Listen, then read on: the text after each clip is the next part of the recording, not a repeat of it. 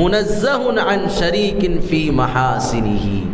நபியினுடைய அழகை சஹாபாக்கள், தாபீன்கள், அவர்களை பார்த்தவர்கள், அவர்களை பற்றி கேட்டவர்கள் எல்லாம் வர்ணிக்கிறார்கள்.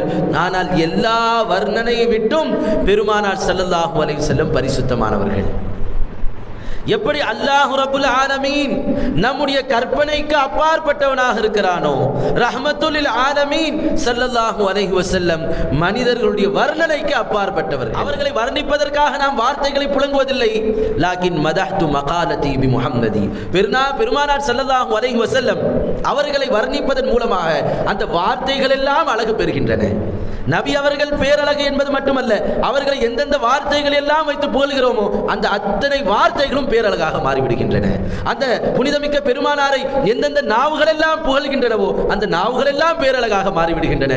அத்தகைய பேரழகு நிறைந்தவர்கள் பெருமானார் ஸல்லல்லாஹு அலைஹி வஸல்லம்.